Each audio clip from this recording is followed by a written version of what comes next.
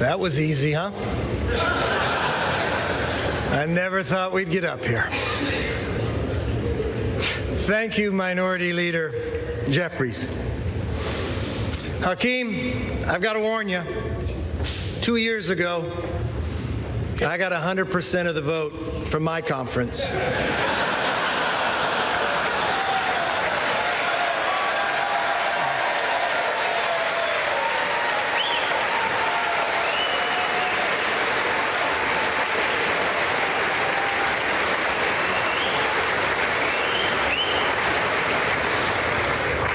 There's somebody else I want to thank. The gentlelady who served as our presiding officer this week, our clerk, Cheryl Johnson. Thank you.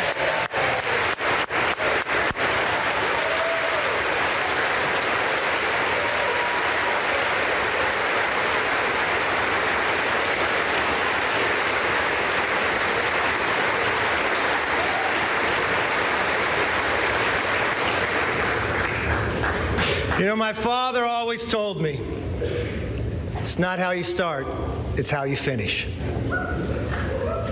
And now we need to finish strong for the American people.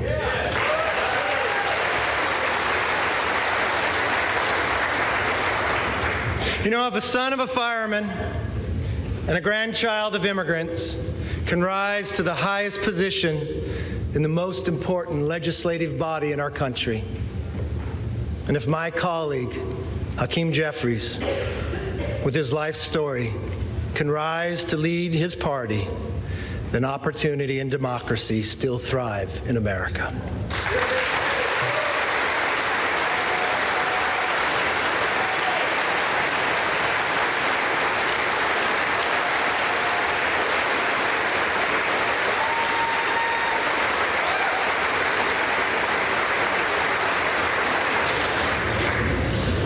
To Leader Jeffries, there will be times we agree, and many times we will differ. I promise our debates will be passionate, but they will never be personal. That's my commitment to you.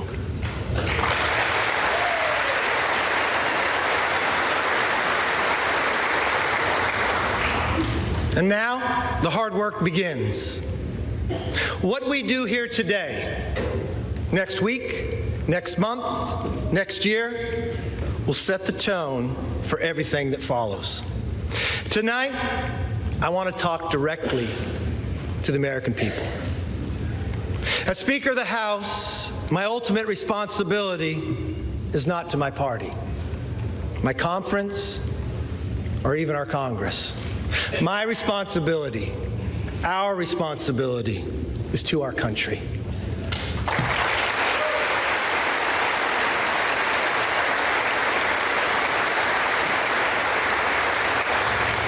Two months ago, you voted for a new direction for our country. You embraced our commitment to America. And now we're going to keep our commitment to you.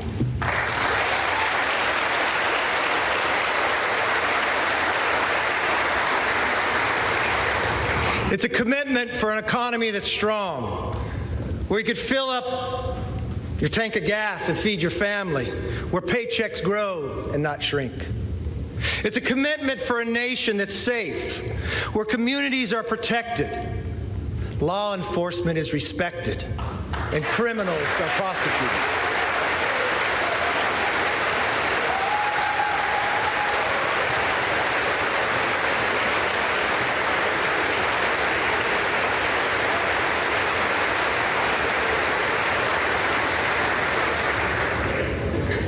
A commitment for the future that's built on freedom, where children come first and are taught to dream big.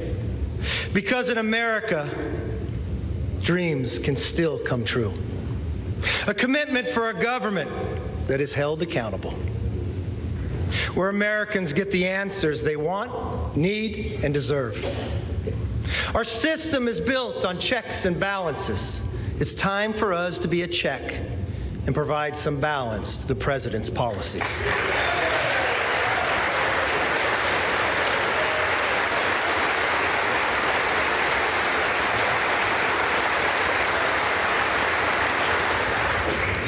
There is nothing more important than making it possible for American families to live and enjoy the lives they deserve. That is why we commit to stop wasteful Washington spending, to lower the price of groceries, gas, cars, housing, and stop the rising national debt.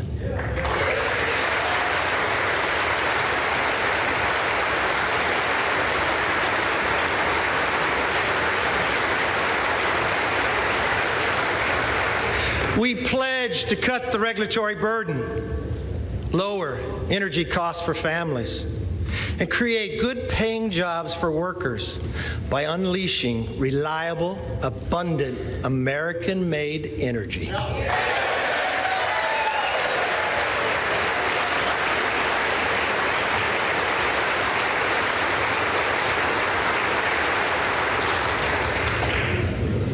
I know the night is late, but when we come back, our very first bill will repeal the funding for 87,000 new hours.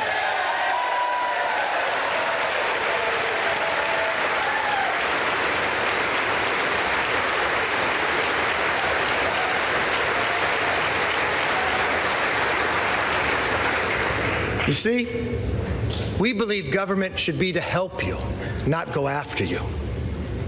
We're going to pass bills to fix the nation's current challenges, from wide open southern borders to American last energy policies to woke indoctrination in our schools.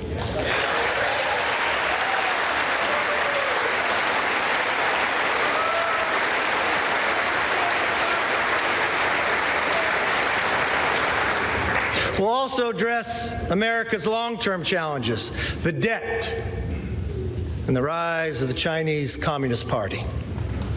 Congress must speak with one voice on both of these issues. This is why we will end wasteful Washington spending. From now on, if a federal bureaucrat wants to spend it, they will come before us to defend it.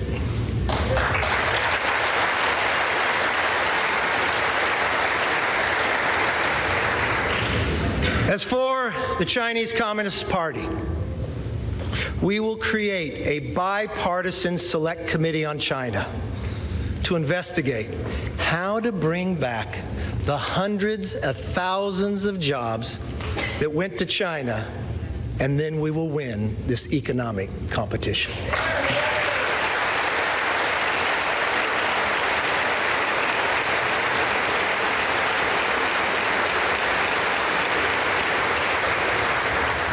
Now, speaking of committees, we will hold the swamp accountable. From the withdrawal of Afghanistan to the origins of COVID and to the weaponization of the FBI.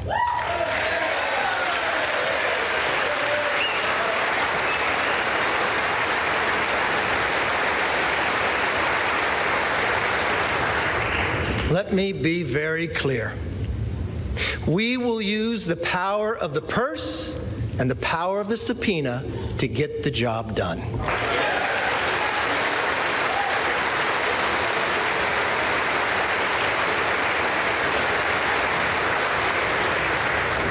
This is something we should all agree upon.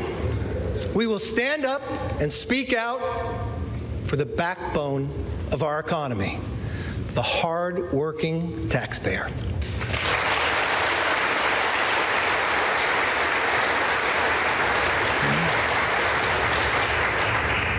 It's nighttime here in Washington, but in some ways, it's also like a new beginning, a fresh start.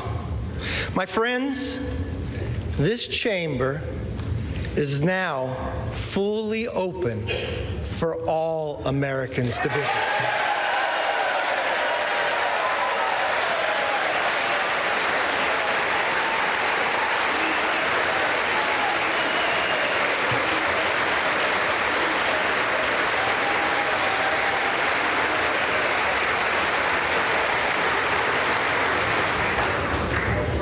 I want to give all Americans a personal invitation. You are welcome to see this body at work. No longer will the doors be closed, but the debates will be open for you to witness what happens in the People's House.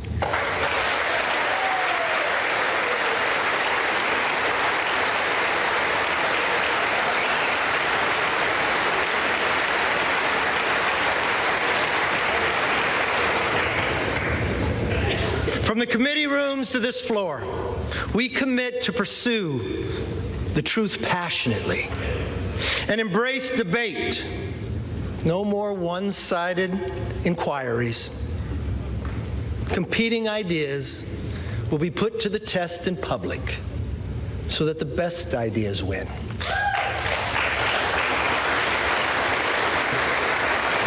But we also pledge to bring Congress to the people, because answers have not and will not always be found in Washington.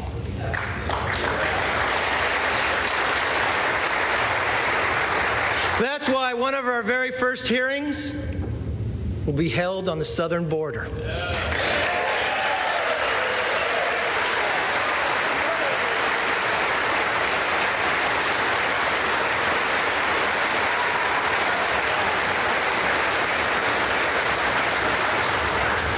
No more ignoring a crisis of safety and sovereignty.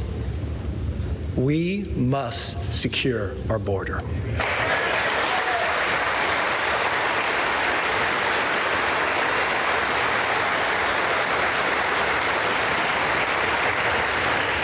We must get America back on track.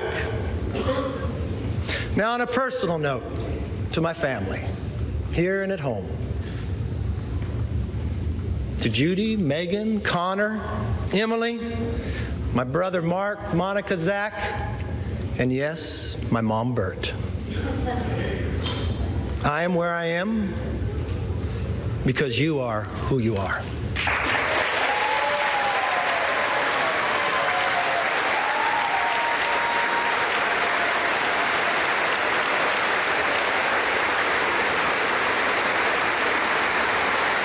You can stand.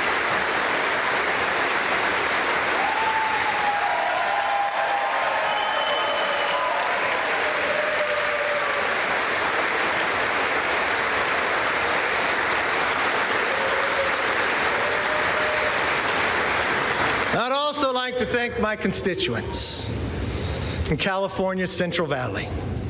Yes, and especially my hometown of Bakersfield. I don't know if you're familiar with music, but as Buck Owens sings, how many of you that sit and judge me have ever walked the streets of Bakersfield?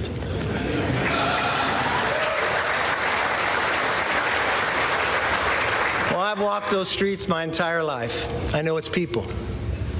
They're hardworking and relentless, optimistic about our future. And I'm very honored to have the opportunity to represent them. I am a son of a firefighter. I saw firsthand what it means to have hard work, leadership, and service to others. It can change people's lives. And that is exactly why we are here today, to serve you, the people. We come here with the support of our families and the faith of our neighbors to be their voice in Washington. For all the wives and husbands, children and parents who are watching, a loved one to be sworn in, I knew it took a couple extra days. I'll be honest, it's not how I had it planned. I want you to remember this moment. Take it in. Your loved ones are about to make history. My colleagues and I thank you for your understanding and your sacrifice. And we will work every day to make you proud. My most favorite spot in this building is not in this chamber. It's in the chamber they met before, in Statuary Hall. It's my favorite place to take people on a tour. You see, it's where Abraham Lincoln served. He was just a one-term congressman, sat in the back. I like to go to that spot and I like to stand where he stood. I like to do it at night when people aren't around. I like to look over and look at the clock, because that's the same clock and same view that Abraham Lincoln saw. I've watched Lincoln serve in the greatest challenge to our Constitution, the Civil War. I watched him take peoples who were rivals and put them together. I watched in a time that he did not know if a nation could sustain itself, but he dreamt of a future and built a railroad across the nation. I want us to all take a moment one time that you are here. I want you to stand there. I want you to look. And I want you to think, if America could do it then, we can do it now one more time.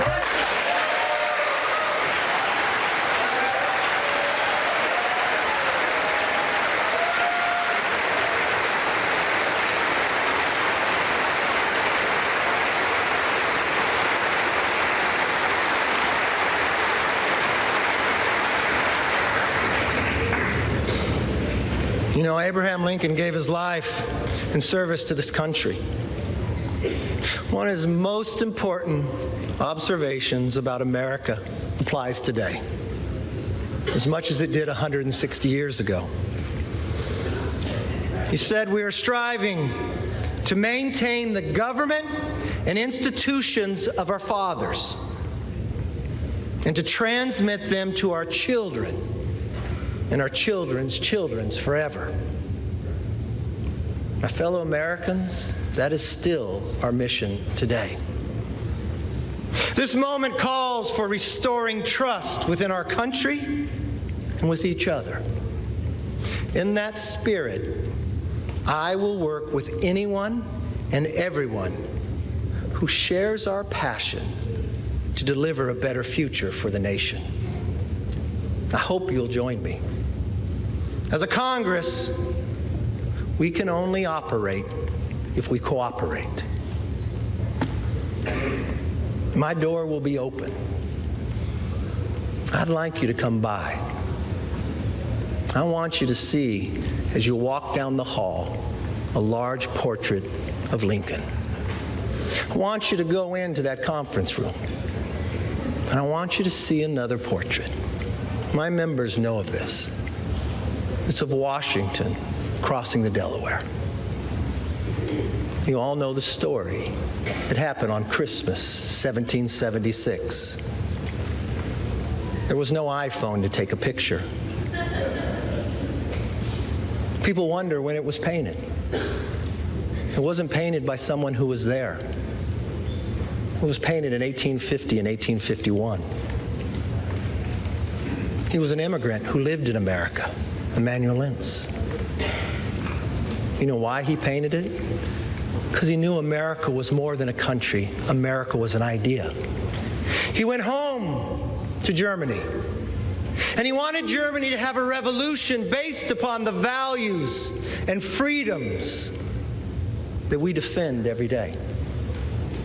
His talent was art. So he believed if he painted this painting, he could inspire his countrymen to rise up for the idea of freedom. Well, many historians will tell you he didn't get it correct. They'll tell you Washington crossed on a Durham boat, but he paints it with Washington in a rowboat. You see 13 people, but only 12 faces.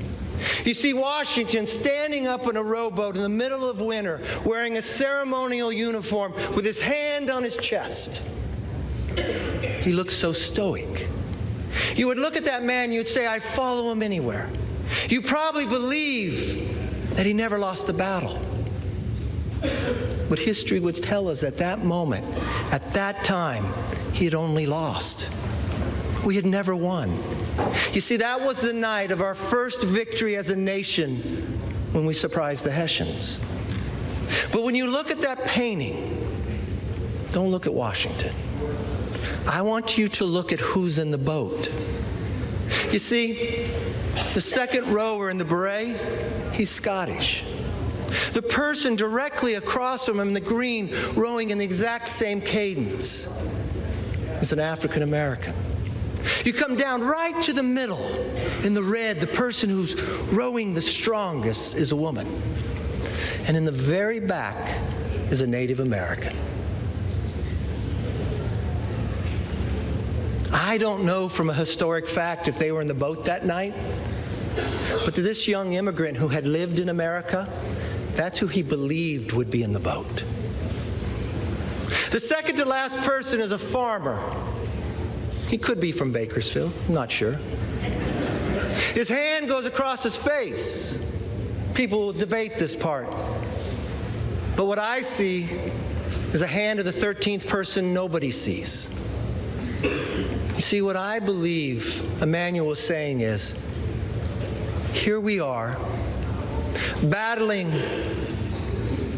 for the creation of the idea of freedom. That every individual is equal, not a perfect nation, but striving to be a more perfect union.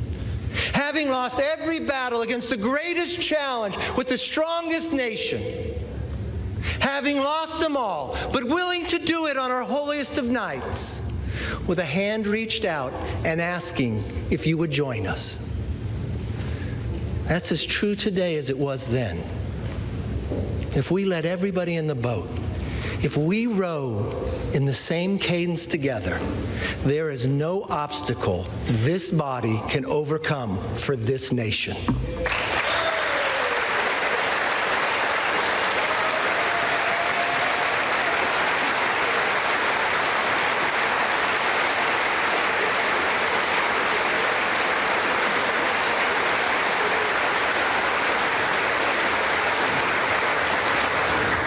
It is time for us to be the voice and worthy of their vote. Let me close with this. I may not know all of you, some of you are new, but I hope one thing is clear after this week. I never give up.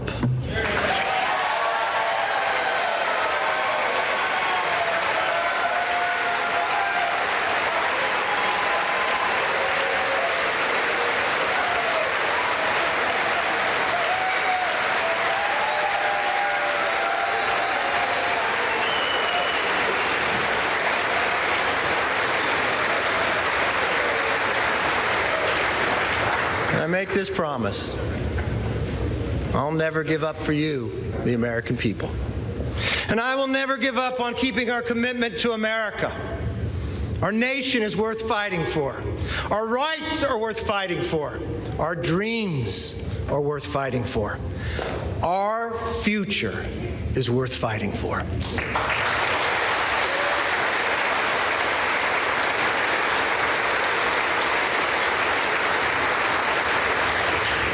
Therefore, with love for this country and charity for each other, let us now take our oath and be worthy of the office on which we are about to enter. God bless everybody in this chamber, and God bless America.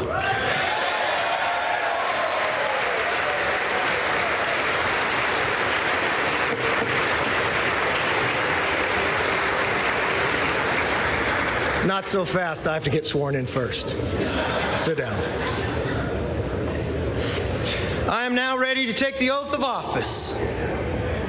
I want to ask the Dean of the House, the Honorable Hal Rogers of Kentucky, one of my first mentors, to administer the oath of the office.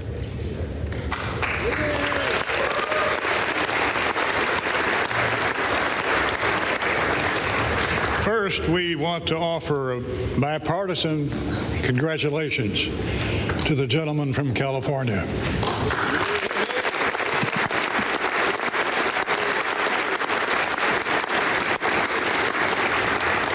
Now, will the Speaker designate raise his right hand?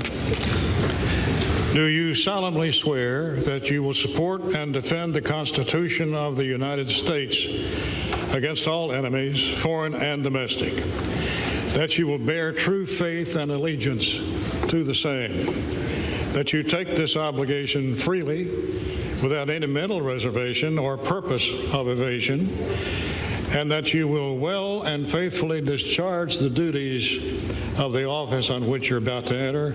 So help you God. Yes, I do. Congratulations and Godspeed.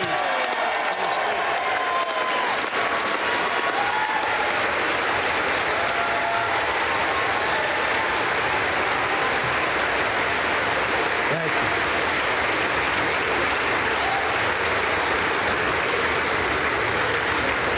According to the President, the chair will swear in the members-elect en masse. The members-elect will rise. The chair will now administer the oath of the office. All members-elect will raise their right hand. Do you solemnly swear or affirm that you will support and defend the Constitution of the United States against all enemies, foreign and domestic, that you will bear true faith and allegiance to the same, that you take this obligation freely without any mental reservation or purpose of evasion, and that you will well and faithfully discharge the duties of the office on which you are about to enter, so help you God. Congratulations. You are now members of the 118th Congress. Hi everyone, George Stephanopoulos here. Thanks for checking out the ABC News YouTube channel. If you'd like to get more videos, show highlights, and watch live event coverage, click on the right over here to subscribe to our channel, and don't forget to download the ABC News app for breaking news alerts. Thanks for watching.